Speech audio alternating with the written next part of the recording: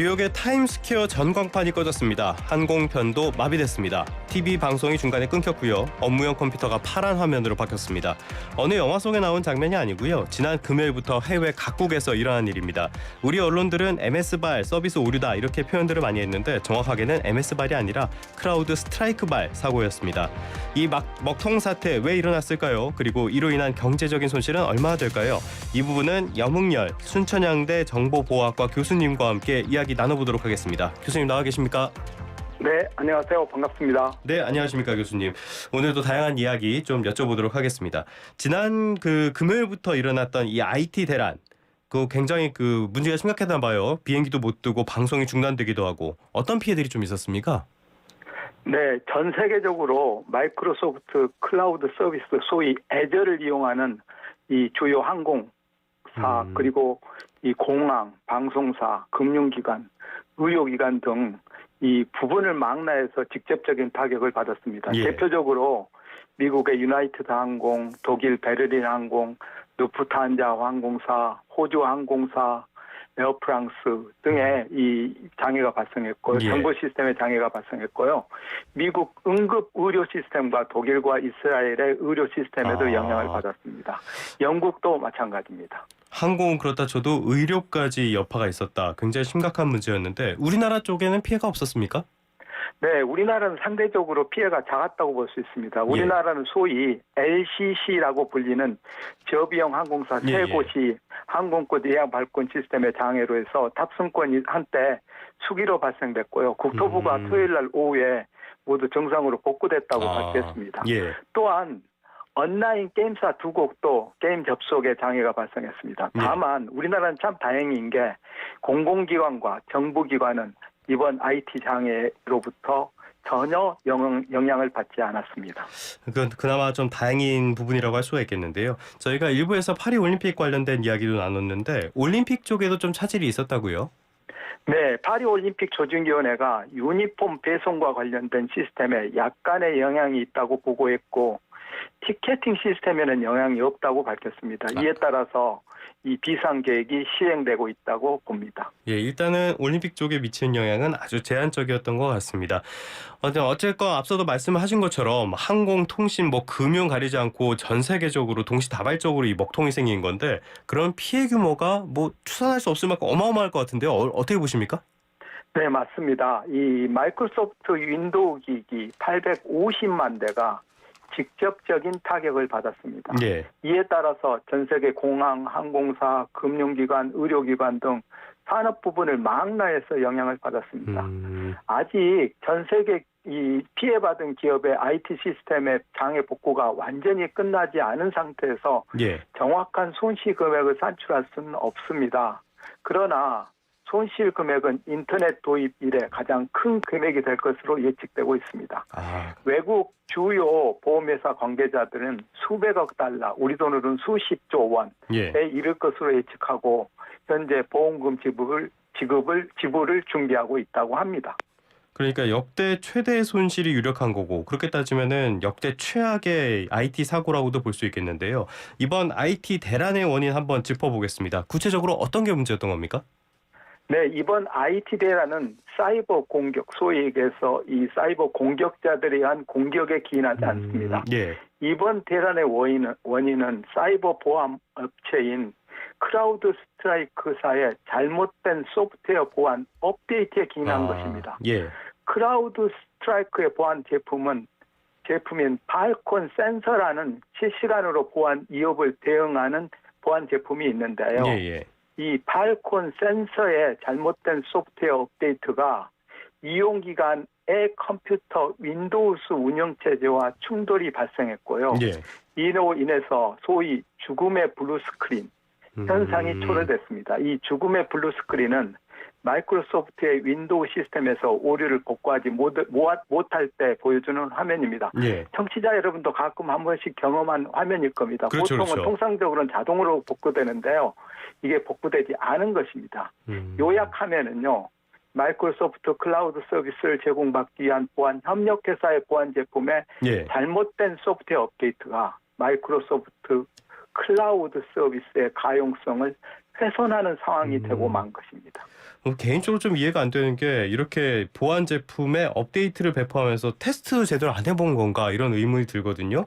그런데 그거는 예, 맞습니다. 그거는 클라우드 스트라이크가 100번 이렇게 변명의 여지가 없을 것 같습니다. 보통은 보안 업데이트를 이렇게 실행하기 위해서는 여러 보안 환경, 그렇죠. 실행 환경이 있습니다. 예. 그런 점에서 철저한 테스트도 하고 검증도 하고 그리고 승인하에 책임자의 승인하에 보안 업데이트를 수행하고 있는데 이번 경우는 그러한 경우가 이렇게 관가되거나 아니면 무시된 듯합니다. 알겠습니다. 이 크라우드 스트라이크 이번 사태에서 처음으로 이름을 들으신 분들도 굉장히 많을 것 같아요. 주가는 좀 많이 빠진 것 같던데 크라우드 스트라이크라는 회사 여기가 어떤 회사입니까? 네, 미국 텍사스 오스틴에 본사를 둔 그 글로벌 보안 기업입니다. 예. 2011년대 설립이 됐고요. 엔드포인트 보안, 위협 인텔리전스, 사이버 공격 대응 서비스 등 다양한 보안 제품과 서비스를 제공하고 있습니다. 이번 사건의 직접적인 원인인 크라우드 스트라이크 제품의 소프트웨어 이 보안 업데이트며 이에 따라서 마이크로소프트 클라우드 서비스가 영향을 받았다고 볼 수 있는데요. 예. 이를 반증하듯이 20일 기준에 IT 대란의 단초를 제공한 클라우드 스트라이크 주가는 11.1% 급락 마감했는데요. 예. 마이크로소프트의 S&P 500 지수는 0.74% 하락해서 전체 낙폭 대비 큰 차이가 없이 마감됐습니다. 알겠습니다. 이게 언론에서는 MS 바이라고 하는데 그렇게 보기엔 좀 어렵고요. 클라우드 스트라이크라고 하는 경우도 있는데 그거 아니고 크라우드 스트라이크입니다. 아무튼 네. 이번처럼 이 운영 체제와 보안 프로그램 충돌해 갖고 경제적인 손실이 컸던 그런 사례 과거에도 있었습니까? 이렇게 AW가 예. 2017년도에 장애가 발생했었고요. 예. 그다음에 구글 클라우드도 2020년도에 1시간 정도 장애가 발생했고요. 아시겠지만 2022년도 10월에 카카오톡도 중단되는 그런 장애가 발생했지만 예. 이번 경우처럼 운영체제와 협력회사의 보안 프로그램이 충돌에 인해서 이 IT 대란이 발생한 사례는 인터넷 도입된 이래 처음인 듯합니다. 처음인데 사상 최악의 사고가 나버렸다. 그런데 맞습니다. 말씀하신 내용을 정리해보자면은 이 보안 프로그램을 업데이트하는 도중에 오류가 나서 OS랑 이 충돌이 발생을 한 거잖아요. 그러니까 어떻게 보면은 컴퓨터 운영 체제 안에서의 오류였을 뿐인데 이렇게 전 세계적으로 엄청나게 파급 효과가 커진 이 근본적인 배경은 뭐로 보십니까? 마이크로소프트의 클라우드의 전 세계 시장 점유율은요. 예. 아마존 웹 서비스의 31%에 이어서 25%로 두 번째를 차지하고 있습니다. 예. 그리고 마이크로소프트 클라우드 서비스는 글로벌 빅테크라는 이 회사의 신뢰에 힘입어서 전 세계 다양한 산업 부분에 정부기관, 공공기관을 그렇죠. 망라해서요. 예. 금융기관, 의료기관까지 포함해서 널리 이용되고 있습니다. 따라서 이번 IT 대란은 마이크로소프트 클라우드 엣저를 이용하는 정부, 공항, 항공 등의 여러 산업부에서 발표한 게 사실입니다. 그래서 그만큼 이 근본적으로 피해가 커진 영향이 있다고 봅니다. 사실 저희도 지금 방송하고 있는 시스템 다 MS를 기반으로 하고 있거든요. 정부도 마찬가지고 이런 것들이 굉장히 많을 것 같은데 그러다 보니까 이 서비스를 사용하는 기업들, 국가들도 많고요. 이번 글로벌 IT 대란, 이게 독과점의 어떤 한계, 부작용을 드러냈다. 이런 분석도 나온 것 같아요. 교수님은 어떻게 보십니까? 네, 맞습니다. 하나의 IT 서비스를 한 기업에 의존하는 것은 이번 IT 대란처럼 한 기업에 장애가 발생한 경우 이 전체 시스템의 장애로 확대될 소지가 있습니다. 예. 또한 소수 기업이 시장을 장악하게 되는 경우 사소한 기술 오류 등을 무시하는 회사 내 관행이 생길 가능성이 크고요. 물론 이번 마이크로소프트가 그랬다는 것은 아니고요. 이에 따라서 사소한 기술 오류로부터 대규모 IT 혼란이 초래될 구조적인 취약점을 가질 수밖에 없습니다. 특히 보안 측면에서는 이 소수의 기업이 시장을 독점하는 경우 공격 목표가 분명히 소수의 기업으로 분명해집니다. 그래서 이런 소수의 기업에 이 악의적인 공격이 발생하게 되면 심각하고 광범위한 손실을 초래할 수밖에 없습니다. 알겠습니다. 지금 말씀하셨던 것처럼 굉장히 손실도 컸고 문제가 많았는데 외국 상황이고요. 이거는 앞서 전해주신 것처럼 우리나라에는 별로 피해가 없었어요. 이거는 왜 그랬던 겁니까? 네, 우리나라는 한 두 가지 정도의 예. 원인이 있을 것 같은데요.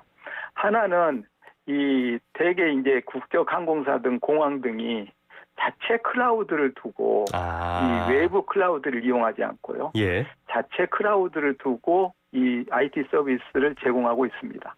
그리고 많은 기업이 이 아마존 웹 서비스 클라우드를 이용하고 있는 듯합니다.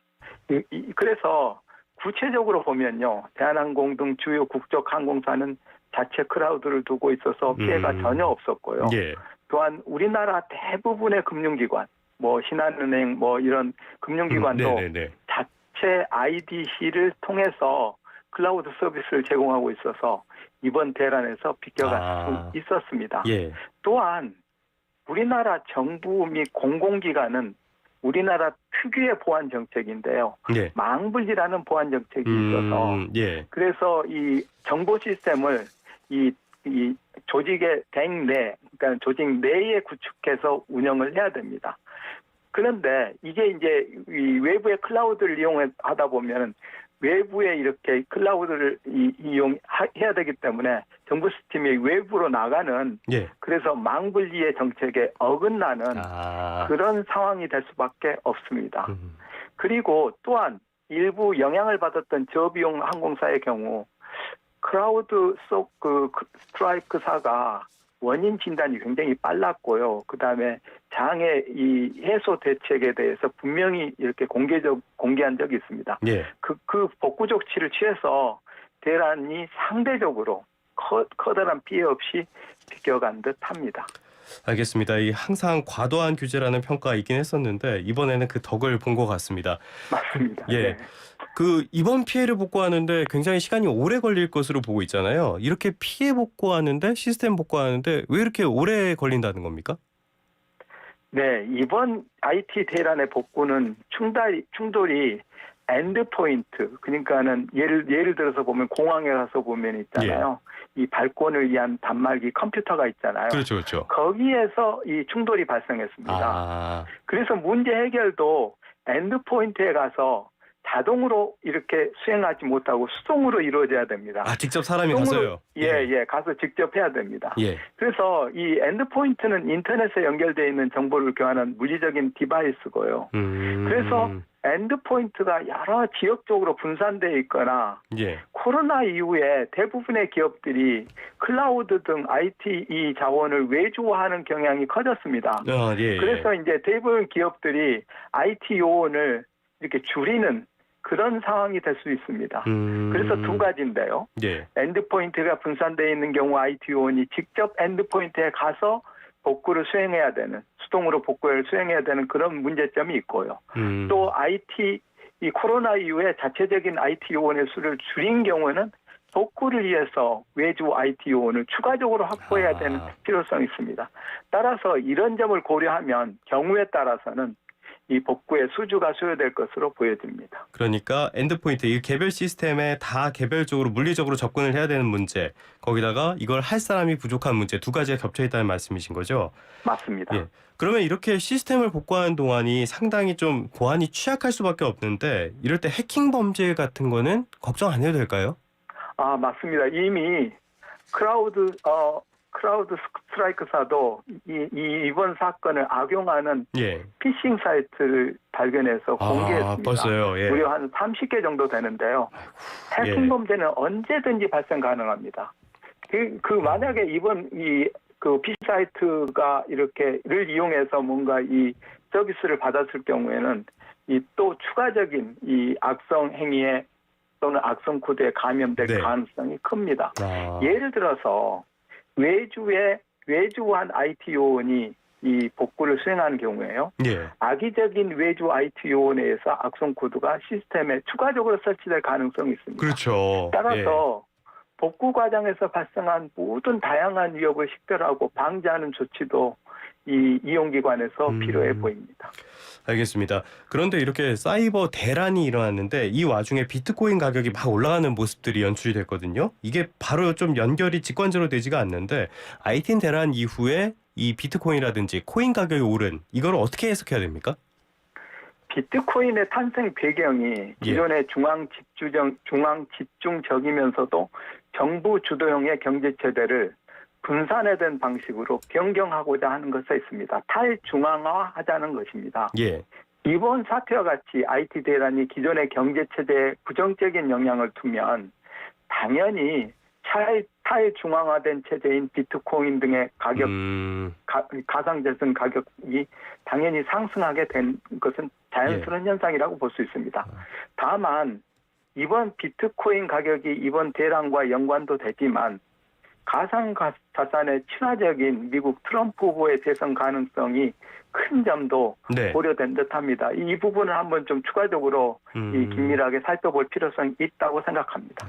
말씀해 주신 영향 그리고 블록체인 기술에 대한 기대감, 트럼프 종합적으로 작용을 해가지고 코인 가격이 많이 반등을 한 것 같습니다.